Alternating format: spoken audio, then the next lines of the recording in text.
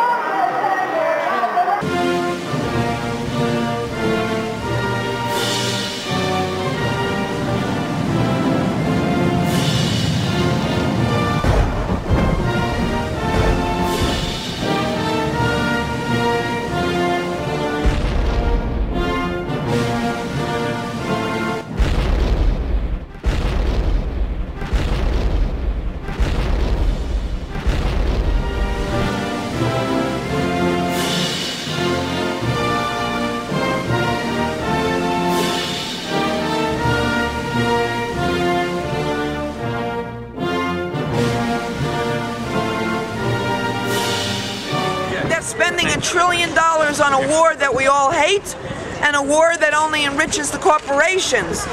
It's up to us to say the money is there and build a movement to demand it back, and we need to do this in alliance and cooperation with workers from every part of the globe that are facing the same situation.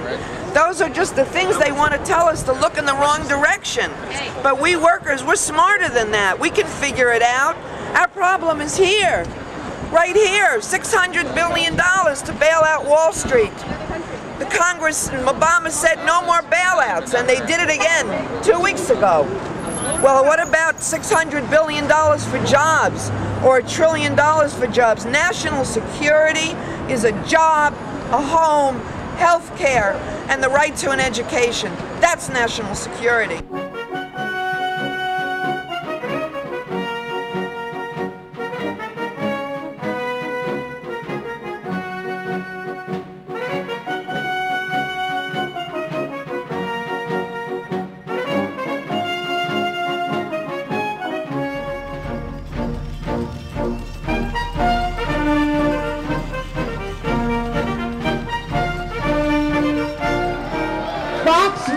Is crazy.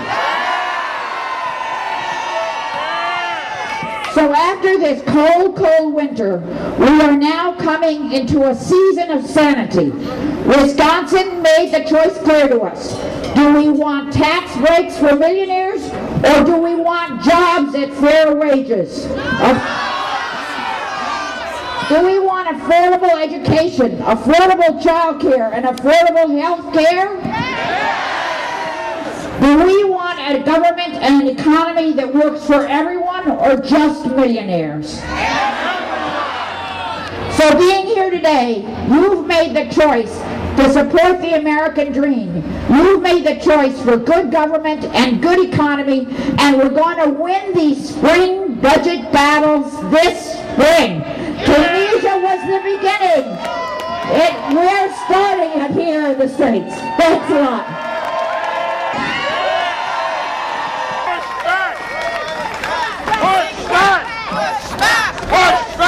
Push back! Push back! Push back!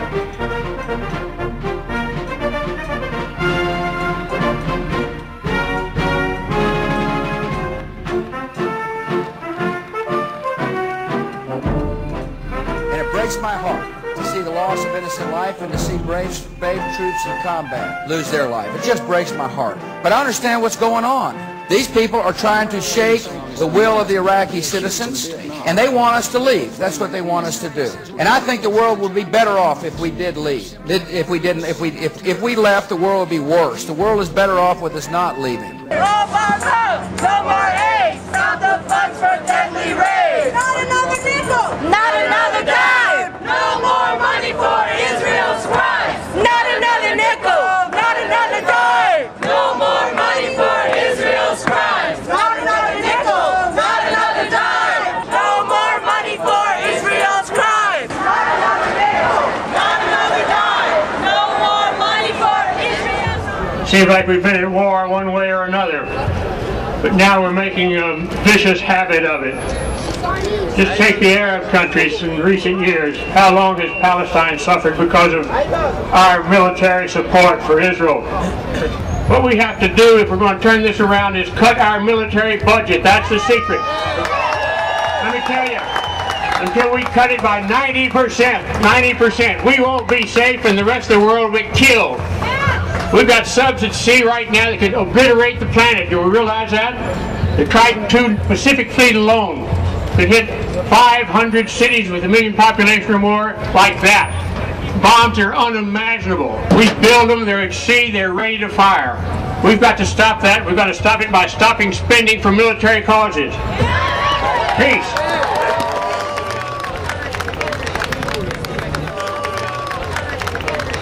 Remember his slogan when he campaigned in 2008, right? Change we can believe in. We also know the change he's brought. In Afghanistan, thousands of more troops, thousands of more dead and suffering civilians, and billions of more dollars in a war even U.S. officials say they no longer understand. In Pakistan and Yemen, a shadow war being waged by the CIA and secret military forces using drones and remote control killing. At Guantanamo, a broken promise to close the prison and a new executive order that reaffirms the indefinite detention of the men detained there as official U.S. policy. This is a movement that opposes all imperial racist wars, not just Republican imperial racist wars.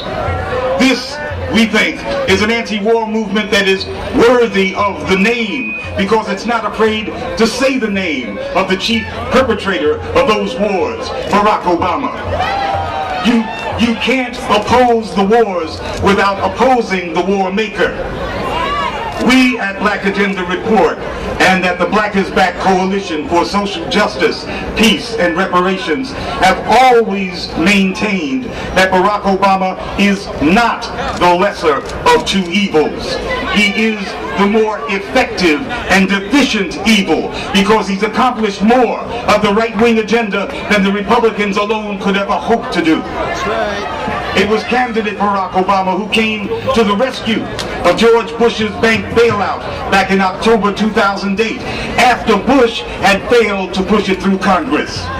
Barack Obama expanded George Bush's imperial wars, and he has become the mad bomber of North Africa. We know that there is a war going on right here at home. That's why there are 1 million captured black prisoners. 1 out of every 8 prisoners on the planet is an African American. But we are finally mobilized. The hour is late, but we are here to reset the clock. Power to the people.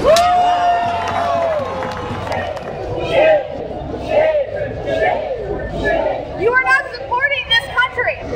How can you live in this country and you don't support the policemen, the firemen, the teachers, the Army, the Navy, the Air Force, all of our wounded warriors you don't support? How can you live in a country where you can't even help? Shame on you. You should not be entitled to the same benefits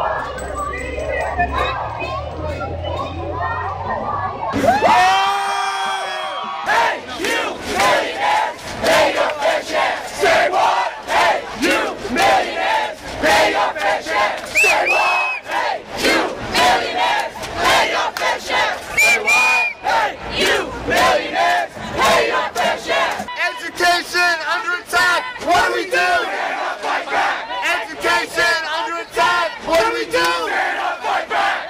Education under attack. What do we do? Stand up, fight back. Latino.